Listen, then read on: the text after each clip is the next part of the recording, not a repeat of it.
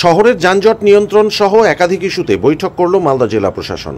বুধবার দুপুরে জেলা প্রশাসনিক ভবনের আরটিসি হলে আয়োজিত বৈঠকে উপস্থিত ছিলেন জেলাশাসক নিতিন সিংহানিয়া, অতিরিক্ত জেলাশাসক দেবাহুতি ইন্দ্র সহ পরিবহন দপ্তরের কর্মীরা।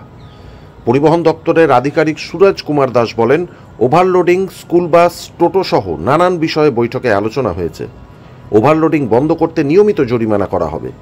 পাশাপাশি স্কুল বাসের ক্ষেত্রেও কোনো রকম গাফিলতি বরদাস্ত করা হবে না।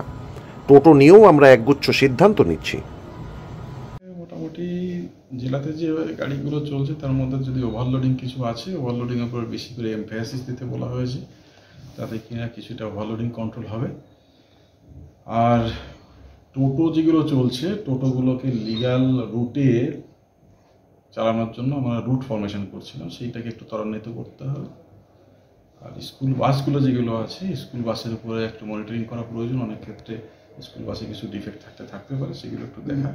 এইগুলো নিয়ে স্কুলের বাসের যে মালিক এবং ড্রাইভার, এদেরকে নিয়ে একটা সভা করার কথা আছে। তাদেরকে জানিয়ে দেওয়া যাবে যে কি কি থাকা উচিত একটা গাড়িতে, স্কুল বাস চালাতে গেলে কি কি মিনিমাম ফ্যাসিলিটি দিতে হয় বাচ্চাদেরকে, বা কি বাচ্চাদের নামানোর নিয়ম কি আছে, ওঠানোর নিয়ম কি আছে ইত্যাদি করে তাদেরকে একটা ওরিয়েন্টেশন করে দেওয়ার কথা মোটামুটি বলা হয়েছে। স্যার, ওভারলোড কত কুইন্টাল নিতে পারবে? যার যা নিতে পারবে, গাড়ি শুদ্ধ যে মালের ওজন থাকা উচিত সেগুলো তার আরসি বুকে নির্দিষ্ট করে আরটিও আগে থেকে ওটা এন্ডোর্স করে রাখে। কত নিতে পারে আমাদের তো জানা নেই। যে গাড়ির যেমন ক্যাপাসিটি সে সেরকম নিতে পারে, গাড়ি অনুযায়ী। গাড়ির কতগুলো চাকা আছে সেই অনুযায়ী। 10 টাকা গাড়িগুলো 10 টাকা গাড়িগুলো 26.5 টন মতো এরকম একটা পারমিশন দেওয়া থাকে। ওভারলোড যারা নিচ্ছে তাহলে তার উপরে গেলে ওভারলোড, সেটা সেক্ষেত্রে কি পানিশমেন্ট আছে? কেমন ধরনের পানিশমেন্ট হতে পারে সেক্ষেত্রে? প্রথম 1 কেজি ওভারলোড হয়ে গেলে আপনার ফাইন হয়ে যাবে 22,000 টাকা মোটামুটি। অ্যাকচুয়ালি ফাইন এটা হিসাবটা, ওভারলোডিংটা ওইভাবে হিসাব তো হবে না। সে টোটাল গাড়িটাকে আমরা ওজন করলাম, ওজন করা থেকে ওর এক্সেল কতটা নিতে পারে মাইনাস করলে বেরিয়ে যাবে কত ওভারলোড আছে। এখন কত কমপ্লেন পেয়েছেন স্যার? আমাদের প্রতিদিনই কেস লজ হয়, 8-10টা করে মিনিমাম প্রতিদিন কেস লজ হয়ে যায়।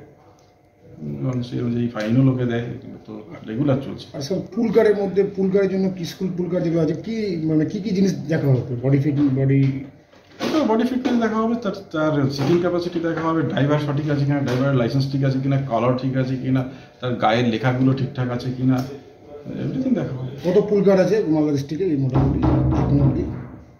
এমন পুরোপুরি হিসাব তো নাই, কেন প্রচুর গাড়ি আছে। আশা করি বাসই আছে প্রায় 70টা মতন বাস আছে, আর 4 চাকাও আর ওরকম 60-70টা তো মিনিমাম থাকবে। কোনো স্কুল বাসে যদি পুরো ফল্ট পান, কি পানিশমেন্ট হবে?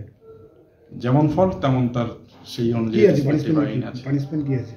ফাইন হবে, আর না হলে যদি দেখা যায় গাড়ি চলার অনুপযুক্তি আছে, অনুপযুক্ত থাকলে গাড়ি ডিটেইন করানো হবে।